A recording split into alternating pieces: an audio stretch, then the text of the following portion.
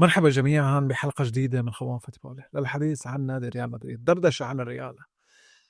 بدي أدخل فورا بالموضوع، في حاسس إنه كتير أسئلة، في حاسس كتير نقاشات عم تدور حول نادي ريال مدريد، وللأسف الشديد حاسس إنه جزء كبير من المحللين عم يدخلوا العاطفة أو عم يدخلوا نوع من استرضاء الجمهور ليعطوا رأي ممكن يريح الجمهور. أنا حكون قاسي كتير، رح أكون وقح رياضيا وأحكي الحقيقة مثل ما هي. في البداية بدي أدخل موضوع بيلينغهام إذا بدك تحكي عنه، بدك تشرح شو هي مشكلته، لازم تمسك بدايات بيلينغهام وتحكي فيها إلى النهاية. بيلينغهام كشخص محب للمنتخب الإنجليزي، محب للكرة الإنجليزية، تابعته من بداياته، من بدايات مسيرته مع نادي برمنغهام وانتقاله إلى نادي دورتموند، وكنت فعلا مهتم جدا لموهبته. كنت عم بشوفه مع منتخب إنجلترا الفئات السنية، كنت سعيد جدا لأدائه. بنفس الوقت شفته مع منتخب إنجلترا الأول، بتذكر أنه قدم كأس عالم 22 كانت عظيمة جدا. فأنا بالنسبة لي كان بيلينغهام بالنسبة يعني رجل قادم بقوة. حتى بتذكر في بداياته مع نادي دورتموند دخلت بنقاش مع أحد الأصدقاء البرشلونية، يعني هي أنا صريح بقى كل حقيقة تماما. فكان هو عم بيقول لي إنه بيشوف موهبة بدري هي الأعلى في العالم من ناحية الوسط، لاعبي الوسط. أنا كنت عم بقول له لا، أنا بشوف بيلينغهام هو أعلى موهبة موجودة في الوسط. هذا الحكي أول ما ينتقل إلى نادي ريال مدريد أو ارتباطه مع نادي ريال مدريد، وبالعكس كان أصلا مرتبط مع الأندية الإنجليزية الكبرى أكثر من نادي ريال مدريد. مرت السنوات وقرر نادي ريال مدريد بسبب تقديم اللاعب أداء كبير جدا أنه يتعاقدوا معه، ودفعوا فيه 100 مليون يورو. وريال مدريد وقت يدفع هيك رقم كبير جدا هن واثقين بموهبة اللاعب. وفعلا كان قريب من مانشستر يونايتد، كان قريب من تشيلسي، كان قريب من ليفربول، كان قريب من عدة أندية إنجليزية كبرى، بس في النهاية ريال مدريد قدر يحصل عليه. جاء بيلينغهام إلى نادي ريال مدريد، وأنا كنت من الناس المتشوقة جدا لبيلينغهام. اللاعب اللي أنا تابعته في برمنغهام، اللاعب اللي أنا تابعته في دورتموند، اللاعب اللي أنا تابعته في المنتخب الإنجليزي في آد سنية، في المنتخب الأول اللي كنت دائما أمدحه وكنت أقول عنه أفضل موهبة وسط في العالم، إجا للنادي اللي أنا بشجعه. شو بدي أكثر من هيك؟ بس سبحان الله تحول بالنسبة لي من نعمة إلى نقمة. بيلينغهام حين جاء إلى ريال مدريد صارت مشكلة اللي هي كالتالي: كان هو عبارة عن لاعب جاي ليكون لاعب وسط. انتقل بنزيما من نادي ريال مدريد، ترك بنزيما الريال. أنشيلوتي رجل بيراز. ليش بيحب أنشيلوتي؟ لأنه دائما رجل بيدور على الحلول. خلص صار قدامه مشكلة، بده يحاول يلاقي حل لهالمشكلة. فشاف إنه أفضل حل أنا بدي أوظف بيلينغهام كرأس حربة وهمية. وفعلا بدايات بيلينغهام مع نادي ريال مدريد كانت بدايات مذهلة. يعني بتصور إنه وقتها كل جمهور ريال مدريد وقع في حب بيلينغهام، وكانوا شايفينه أفضل لاعب بالعالم واللاعب الذي لا يماس. وصرت خلاص في كل مباراة بتشوف بيلينغهام فاتح ايديه هيك ومسجل لك هدف الفوز ومسجل لك هدفين وعم يحسم المباراة. قلت خلاص بيلينغهام. أنا شخصيا كنت سعيد لأجل بيلينغهام. جاء مبابي إلى نادي ريال مدريد. قدوم مبابي إلى نادي ريال مدريد عمل حالة انفصام لبيلينغهام. لحلك ليش؟ بيلينغهام بالفترة اللي كان عم يتألق فيها مع نادي ريال مدريد بلش التسويق يدخل حياته. كان هو عبارة قبل نادي ريال مدريد عبارة عن موهبة شابة طالعة بقوة مع نادي ريال مدريد، مع مسألة حسمه للمباريات بنادي مثل ريال مدريد. انتم بتعرفوا جمهورنا قديش بيحب يكبر الأمور. بلش العالم تشوفه أفضل لاعب بالعالم، وبلشت العالم تشوفه هو اللاعب القادم لخلافة زين الدين زيدان. حتى أديداس تدخلت بالموضوع وصارت تربط زيدان في بيلينغهام. طبعت للجمهور صورة أنه بيلينغهام هو زيدان القادم. حتى المنتخب الإنجليزي، الإعلام الإنجليزي، البيئة الإنجليزية، بلش الإعلام يصور أنه بيلينغهام هو الرجل القادم لمنتخب إنجلترا اللي رح يقود المنتخب لبطولة اليورو. اليورو الأخيرة كان خلص بيلينغهام قبل البطولة. يعني بتذكر نزل فيديوهات عن اللاعب عم يصوروا الاساطير الانجليزيه واللاعبين الانجليز والشعب الانجليزي كله عايش بحاله تعاسه، واجا جود بيلينغهام قلب لهم حياتهم تماما. انتم متخيلين لاعب موجود في دورتموند كان موهبه شابه بموسم واحد صار هو بطل الامه الانجليزيه؟ اللي يعني انتم متخيلين؟ اسمع، يعني اذا انت قلت لي مين اكثر اعلام مبالغ فيه بالانديه بقول لك ريال مدريد، واذا قلت لي مين اكثر اعلام مبالغ فيه بالمدح بقول لك انجلترا. فانتم متخيلين انه بيلينغهام بريال مدريد وانجلترا؟ تخيلوا قيمه الدعايه اللي وصلت له للاعب. اجى مبابي الى ريال مدريد وبلشت تصير الازمه تبعيد بيلينغهام. بلش يرجع للحقيقة، الحقيقة اللي هي بتقول إنه أنت بالنهاية لاعب وسط. مبابي بده يسجل، مبابي صار خلص دخل له حقيقة براسه إنه أنا بحال سجلت خلص الجمهور ممكن ينسى أدائي السيء، بحال سجلت أنا النجم الأول للمنتخب أو للنادي. فصار بيلينغهام نوعا ما يترك مكانه في الوسط ويحاول يضغط إلى الأمام، وبنفس الوقت وراح بيضغط للأمام يعني على عدا على انه هو عم يتداخل مع مركز مبابي، عم يتداخل كمان مع مركز جولر. فانت هون خسرت بيلينغهام وخسرت جولر، وبنفس الوقت انت وسطك صار مكشوف. بيلينغهام صار بالنسبه لي كابوس للمدرب اللي بيحب اللعب التموضعي، صار كابوس للمدرب اللي عم يحاول يبني خط وسط متوازن، خط وسط بيحاول قدر الامكان السيطره على الكره. صار بيلينغهام خلص انا نسيان حالي وبدي دائما العب المناطق الاماميه واحاول اسجل هدف. فصار اليوم بيلينغهام بالنسبه لي نقمه اكثر من انه يكون نعمه. حتى توخل مدرب منتخب انجلترا شاف المشكله اللي صايره مع بيلينغهام وقعدوا على الدكه. حتى بيلينغهام اليوم مهدد انه ما يلعب كاس العالم. انتم متخيلين باخر 4 مواسم تحول بيلينغهام من لاعب موهوب في دورتموند الى اهم لاعب في ريال مدريد، الى بطل الامه الانجليزيه، الى لاعب ممكن ما يلعب كاس العالم. تخيلتوا القصه؟ موقفي من مبابي انا بالنسبه لي موقفي معه معقد اكثر من موقف بيلينغهام. بتعرفوا ليش؟ انا من الناس اللي كنت ضد قدوم مبابي، بقولها بكل صراحه وبكل حريه، وبقولها وانا بفتخر. انا كنت ضد قدوم مبابي، وانا بالنسبه لي وجود مبابي مع ريال مدريد يعني انت كان عندك مشكله توازن اولى، فتحت مشكله توازن ثانيه. اذا اليوم انت مسكت مبابي، مسكته كلاعب كره قدم، وفتحت اللابتوب وقلت له اللابتوب دخلت على اي منصه بيانات وتحليل وقلت لهم مين اكثر لاعب مشابه لبروفايل مبابي في كرة القدم من ناحية التمركز أو من ناحية الخصائص، حزير شو حيقولوا لك. أنا جربتها. أكثر لاعب مشابه لمبابي من ناحية التمركز في عالم كرة القدم هو فينيسيوس جونيور، وبنفس الوقت اللاعب الثاني المشابه له تماما هو رودريجو. فتخيلوا أنتم بريال مدريد اللي عندكم فينيسيوس جونيور وعندكم مشكلة رودريجو اللي بيحب يلعب بجهة فينيسيوس، جبتوا مشكلة ثالثة اللي هو مبابي. ليش؟ شو هي الدراسة السيئة اللي صارت من إدارة نادي ريال مدريد لوضعية مين هو النجم القادم للنادي؟ طب المشكلة يعني بدك تجيب حدا ما بيفهم بكرة القدم وقعده جنبك وخليه يحضر كم مباراة لهاري كان وكم مباراة لمبابي قبل ما يروحوا على أنديتهم الجديدة، وحضرهم بنفس الوقت مباريات لنادي ريال مدريد، وسأله قل له أنت برأيك مين بيحتاج نادي ريال مدريد؟ بتوقع 99.9% من الناس اللي حتتابع الموقف رح يقول لك والله هذا النادي اللي اسمه ريال مدريد بحاجة هذا اللاعب الأشقر اللي هو هاري كان أكثر من مبابي. ليش؟ لأنه مبابي يعني موجود عندك فينيسيوس، ليش بدك مبابي؟ هاري كان لو كان قادم إلى نادي ريال مدريد كان وفر خصائص للنادي ما لا موجودة اليوم في أي لاعب بالفريق. كان هو أفضل لاعب ممكن يستقبل الكرة، وأكثر لاعب ممكن يستحوذ على الكرة من الخط الأمامي، واللاعب الوحيد اللي ممكن يخلق لك مساحة، وبنفس الوقت صائد للأهداف. يعني حتى لو جناحك ما بيقدر يحسم المباراة، هاري كين بيحسم لك إياها بدقيقة واحدة بس. يعني إذا أنت حتى طلعت أكثر من فترة تألق فيها فينيسيوس جونيور كان بجانب مين؟ كان بجانب كريم بنزيما. وإذا طلعت على كريم بنزيما أكثر لاعب مشابه لخصائصه اليوم هاري كين. طيب معقولة أنت تستخسر تدفع 85 90 100 مليون يورو من أجل هاري كين وكنت حليت كتير مشاكل من أجل أن تقوم بالتعاقد مع مبابي؟ مبابي ممكن هو لاعب يسجل لك 100 هدف في الموسم، بس مبابي بالنهايه ما راح يفوزك بالالقاب. بتعرفوا ليش؟ لانه عمل لك مشكله توازن كبيره بالفريق، ومو ذنب مبابي ابدا. مبابي هدفه وحلمه بالنهايه ريال مدريد، وجاء عرض من نادي ريال مدريد واوكي خلاص انتقل الى الريال. الغلط من الاداره اللي ما درست الموقف بشكل افضل. انا يمكن لو قلت لي يا محمود انه طالع فينيسيوس من الريال فانت بتشوف قدوم مبابي خيار ممتاز، انا بقول لك اكيد.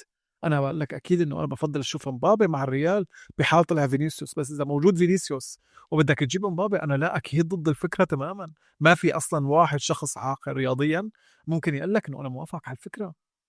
فانت جبت مبابي وعملت مشكله توازن بالفريق، وعملت مشكله انه هذا اللاعب لك تألقه مع فرنسا، تألقه مع باريس، وتمسك كرة من الأطراف ويدخل فيها ويستعمل سرعته ويسجل هدف. ليش بتحبسه بهالطريقة؟ ليش عندك فينيسيوس وانت جايب مبابي؟ ليش ما فكرت تتعاقد مع هاري كين؟ مثل ما قلت لك مبابي ممكن يسجل لك 100 هدف في الموسم، بس مبابي ما راح يجيب لك ألقاب، أنا متأكد مليون بالمية. ومبابي ممكن يتألق ضد فرق درجة ثانية أو ثالثة أو رابعة، جودة ثانية ثالثة رابعة، بس ضد فرق جودة أولى مستحيل مستحيل. نحن شفنا قديش الفريق عم يعاني. ممكن حتى اسمع يتألق ضد فريق جودة أولى مثل برشلونة، مثل أرسنال، ضد مانشستر سيتي، ضد ليفربول، ضد الفرق التوب في العالم، بس في نفس الوقت هو حيكون عم يتألق، بس رح تلاقي اللعيبة اللي حواليه كلياتهم متأثرين. فأنا بالنسبة لي ما فيك تبني خط وسط متوازن بوجود بيلينغهام، وما فيك تبني خط وسط خط هجوم متوازن بوجود مبابي. وهي حقيقة، يعني قد ما حاولت تكذب فيها وقد ما حاولت تقاوم فيها وقد ما حاولت تنكرها، هي الحقيقة. رأيي في مشروع نادي ريال مدريد، بما أني شخص كتير سلبي رح كمل سلبية. اسمع، الفرق بيني وبين غيري، بين المحللين، أنا مشجع لنادي ريال مدريد، وفي كتير ناس بتشكك فيني إنه أنا كمشجع للريال، وبتقول مشجع ريال ما بيحكي هيك يا محمود. اسمع، أنا وقت أحكي عن الريال بعرف إنه الناس تعرفني ريالي، فبحاول قدر الإمكان أمسك ورقة الريال وحطها على جنب، وولائي للريال حطه على جنب، وأحكي كشخص حيادي وأحكي مشاكل الفريق. إذا بدي أطبل للريال، في مليون واحد صانع محتوى بيطبل للريال، بس أنا بنفس الوقت بحاول قدر الإمكان مثل ما حكيت لك أخلع قناع العاطفة تبعي نحو ريال مدريد، وأحكي الحقيقة مثل ما أنا شايفها كشخص غير مشجع للريال بوقتها. أنا بالنسبة لي رأيي في مشروع ريال مدريد، أنا آسف جدا لهالكلمة اللي حولها، بس أنا شخص متشائم جدا بمشروع الريال، وحاسس الفريق أقل شيء بده بين 3 ل4 مواسم لحتى يرجع فعلا فريق كرة قدم. يعني للأسف الشديد، ليش 3 4 مواسم؟ يعني إلا باستثناء وهو تغيير عدة نجوم كبار بالفريق، التخلي عن نصف أسماء الفريق، تغيير المدرب، جلب مدرب قاسي نوعا ما، تغيير طريقة الإدارة، طريقة الهرم الإداري تتغير نوعا ما. غير هيك أنا شايف الريال بطريقه نحو الهاوية، ورح تمر علينا فترة سوداء، وفترة رح نقعد نتفرج على الأندية الكبرى وهي عم تفوز بالبطولات، ونحن ساعات عم نتخانق هذا اللاعب لازم يلعب بالريال أو لا. اللي صار بالريال لحتى اشرح لك، جبنا مبابي خربنا المنظومه الهجوميه مثل ما حكيت من شوي، جبنا بيلينغهام كمان خربنا المنظومه بالوسط، عندنا فينيسيو جونيور اللي صار للاسف الشديد بالفتره الاخيره لاعب متكبر على الجمهور، على اللاعبين، على الاداره، على اي شخص موجود في عالم كره القدم. وبنفس الوقت عندنا لاعب متحكم بكل شيء اللي هو فالفيردي. فانت عم تحكي على عده اسماء موجوده في ريال مدريد، للاسف الشديد سيطرت على صوره ريال مدريد. كان عندنا مدرب اللي هو أنشيلوتي. أنا رح أحكي لك ليش أنا متشائم.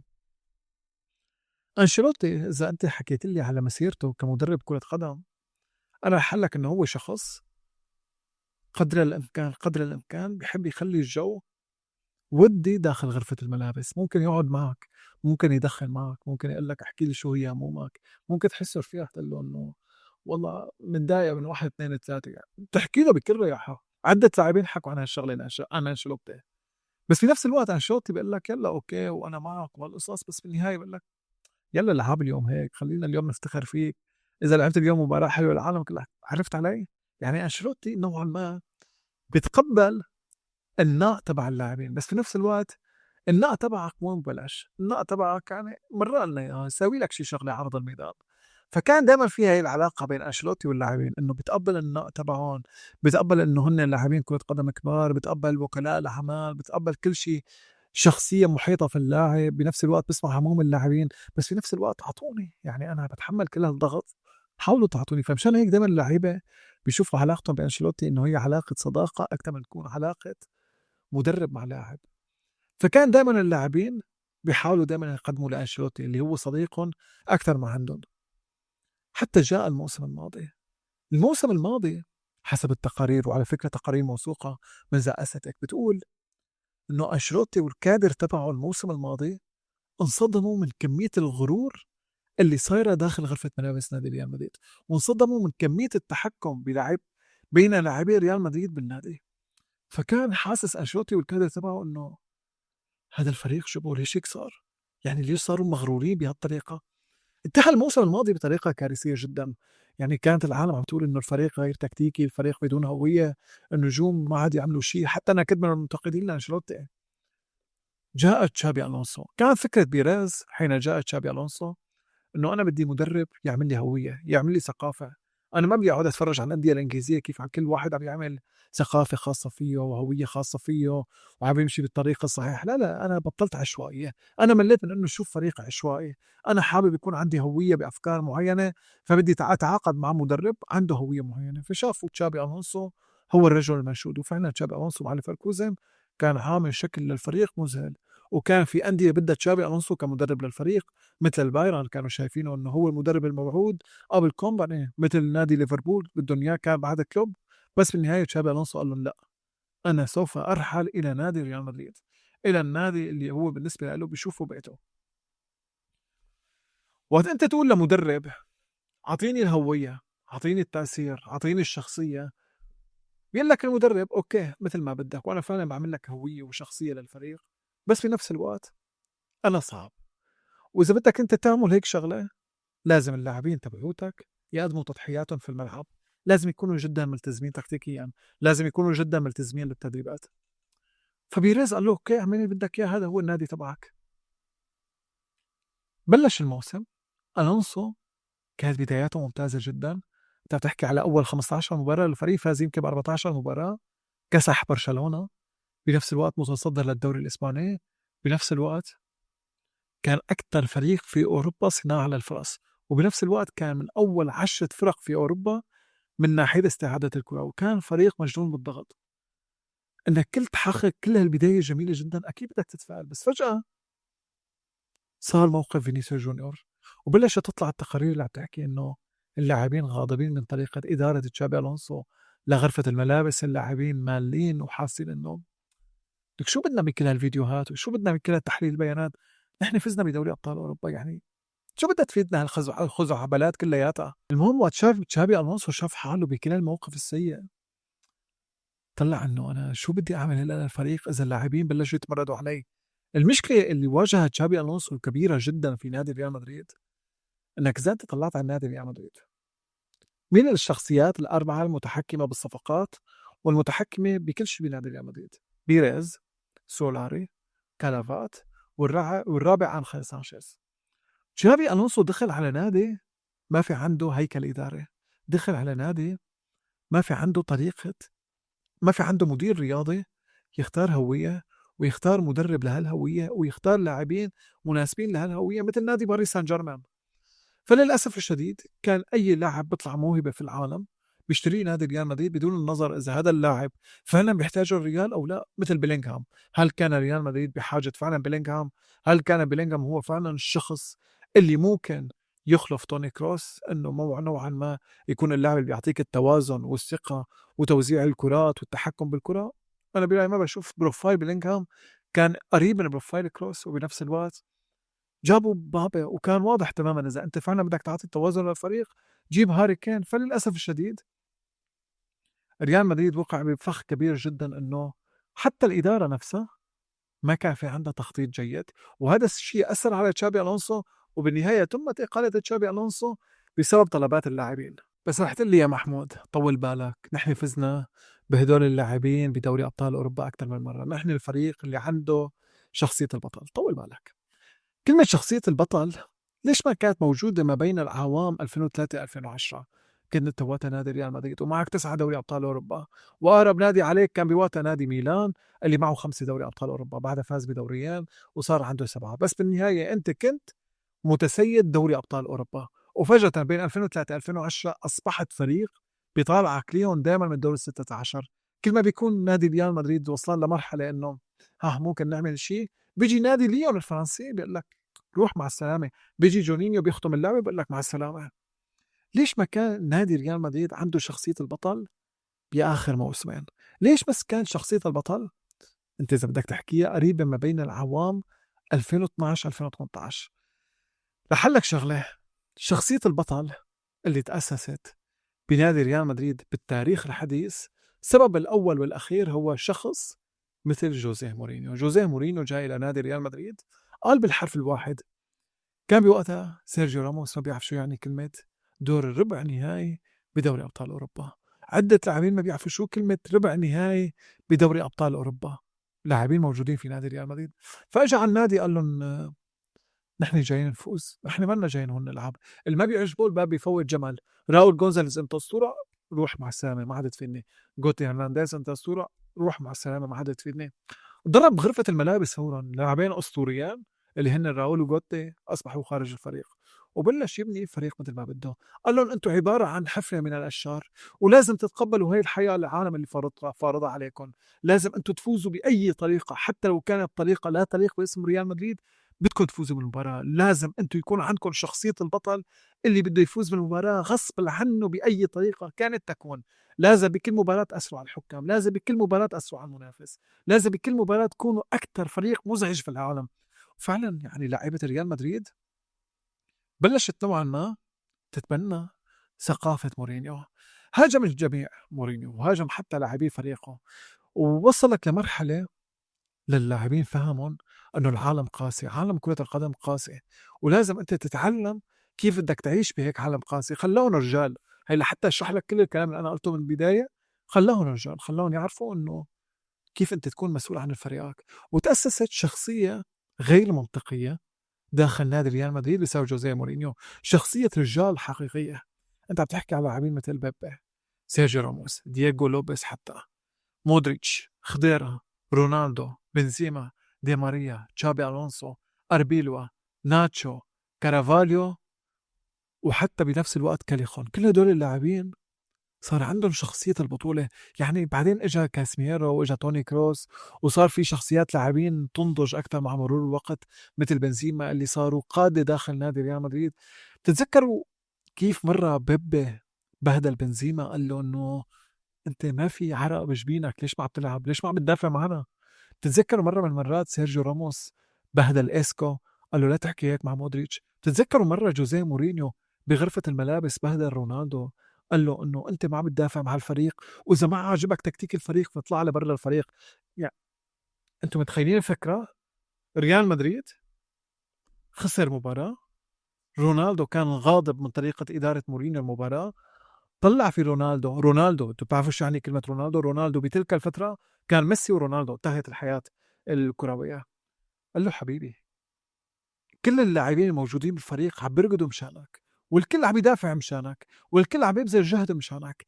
اذا ما عجبك الجهد تبع فريقك فاطلع لبرا الفريق. وقال له اياها بالحرف ليكون مفكر حالك انك انت يعني مهم اكثر من بيبي، او مهم اكثر من ارابيلوا، او مهم اكثر من ديارا، او مهم اكثر من خضيره. لا لا حبيبي، انت لاعب مثلك مثل اي حدا بالفريق، ولازم ترضى وتفهم هي القصه. رونالدو وصل الامر فيه باحد المرات، قال مودريتش انه رونالدو صار يبكي. مورينيو علمهم كيف يكونوا رجال. شخصية البطل انبنت داخل ريال مدريد بسبب جوزيه مورينيو، وهي الشخصية أثرت مع ريال مدريد بمرور السنوات. طيب انت احكي لي يا محمود، بس نحن فزنا بالأخير وكان رونالدو برا الفريق وراموس برا الفريق، وثلاث أرباع الأسماء اللي أنت ذكرتها كانت برا الفريق. أنا معك مليون بالمية. بس لحلك مين كان موجود بالفريق؟ موجود توني كروس اللي أنا بالنسبة لي كان قائد عظيم جدا، موجود مودريتش، موجود بنزيما، موجود ناتشو، انا بالنسبه لي كان قائد كبير جدا، موجود لاعب انت ممكن يصدمك اللي هو خوسيلو. هدول كلهم قاده في نادي ريال مدريد. طيب يا محمود، كيف بدنا نحل المشاكل؟ سؤال صعب على فكره، وهذا السؤال دائما بفكر فيه انا وقت اكون قاعد مع حالي، انه كيف بدنا نحل مشاكلنا، كيف بدنا نحل مشاكل هالنادي اللي وصل لمرحله صعب انك تحل مشاكله، والمشكله عم تتعمق اكثر واكثر. انت بحاجه لاعبين اقل شيء قلوب دفاع، انت بحاجة ظهير بدال كارفخال، انت بحاجة لاعب بيقدر ينافس ارنولد على مستوى عالي، انت بحاجة لاعب وسط بيقدر يتحكم بالوسط، لاعب يقدر يوزع الكرات، لاعب يقدر نوعا ما دائما يقدم نسبة سيطرة واستحواذ على الكرة في منتصف الميدان. لا حدا يقول لي فيتينيا، بعرف فيتينيا هو كان الكنز المنشود لنادي ريال مدريد، بس فيتينيا لن ينتقل من نادي باريس سان جيرمان. باريس سان جيرمان لن يسمح اصلا برحيل فيتينيا، فانسوا فيتينيا، دوروا على اسم تاني. فانت بحاجه هيك لاعب مثل البروفايل، بحاجه انك اذا انت بدك بيلينغهام يستمر بالفريق لازم تجبره على انه يحترم مركزه، ما احترم مركزه طلع برا الفريق. بحاجه انك تحط واحد من هاللاعبين، لا بدك تختار فينيسيوس أو بدك تختار مبابي، وفكرة مبابي صعبة جدًا. فأنا دايمًا باشوف إذا قلت لي مبابي والّا فينيسيوس ممكن أميل نوعًا ما لمبابي، لأنه فينيسيوس وصل لمرحلة أتوقع صار مقطوع العلاقة بينه وبين الجمهور من ناحية ريال مدريد أو حتى من جمهور الأندية المنافسة. حتى لو في مشجعين لنادي ريال مدريد ما زالوا مع فينيسيوس، بس فينيسيوس خلص. أنا دايمًا باقول على فكرة شغلة، بس في لاعب يكون بفريقك عامل لك حالة انقسام بين الجمهور، قُل له لهذا اللاعب مع السلامة، لا ما عاد خلص، ما عاد له مكان بالفريق. دايمًا رح يضل عامل حالة سَم داخل النادي، دايمًا رح يضل مشكل حالة تهديد ذهني للفريق داخل النادي. فبس لاعب يعمل لك هذا الانقسام قُل له مع السلامة. حتى لو كان الانقسام مثلًا جمهور ريال مدريد اللي بيكرهه 30 أو 40% والنسبة الأكبر مع فينيسيوس، خلص في انقسام، في ناس رح تصفّر عليه. فأنا باشوف لا فينيسيوس أو مبابي واحد منهم لازم يضل. أنت بحاجة رأس حربة حقيقي، رأس حربة بيقدر يطلع برا الصندوق، بيقدر يصنع لك المساحات، بيقدر يوزع لك الكرات. وهذا اللاعب وهذا اللاعب لازم يكون ماله لاعب صندوق. يعني إذا أنت مثلا جبت هالاند، أنا بالنسبة لي ضد الفكرة تماما. ليش؟ إذا موجود عندك مبابي لازم يكون عندك لاعب بيقدر يصنع لمبابي. يعني حبيبي مسك مشروع كريستيانو رونالدو، امسكه واستنسخ كيف انت بنيت الفريق حول رونالدو.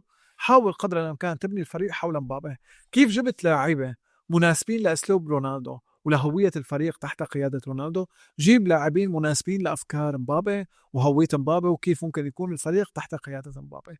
غير هيك ما راح تزبط معك القصه. اعطاء بعض الفرص للمواهب الشابه، واضح انه ريال مدريد عم بيحاول نوعا ما يمشي بهالموضوع. غير هيك مستحيل تنحل مشاكل نادي ريال مدريد.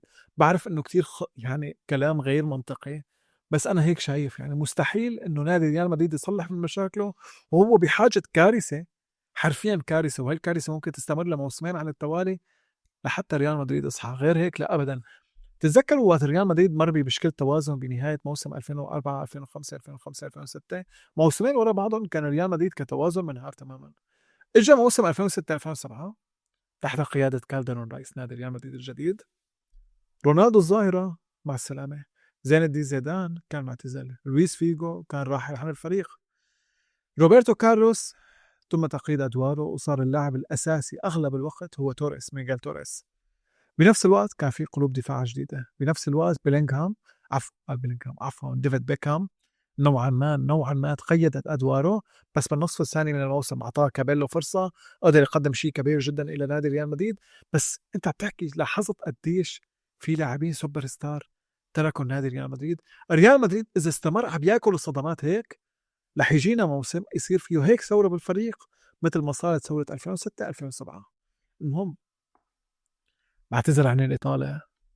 أنا شخصيا متشائم بالموسم. أتوقع لقب الدوري الإسباني صعب جدا، دوري أبطال أوروبا صعب جدا. فما لي شخص متفائل لا الموسم ولا حتى الموسم القادم، إلا بحال مثل ما حكيت نعمل هالحلول ونجيب مدرب بشخصية كبيرة جدا، مدرب قاسي. يعني أليجري موجود، مورينيو موجود، وحتى لو قلت لكم خيار ممكن يزعج البعض بس أنا بشوفه غير خيار جيد اللي هو كونتي. أنت بحاجة مدرب بشخصية قاسية على اللاعبين. فنشوف شو بده يصير الموسم القادم. بعتذر جدا عن تشاؤمي بس هذا رأيي يعني بكل صراحة، وحبيت أنقل رأيي. المهم بتمنى ما أكون طولت عليكم، بتمنى تكون عجبتكم الحلقة. تعملوا إعجاب لمحمود خوم على فيسبوك تيك توك انستغرام، تكتبوا لي رأيكم بالتعليقات. مع السلامة.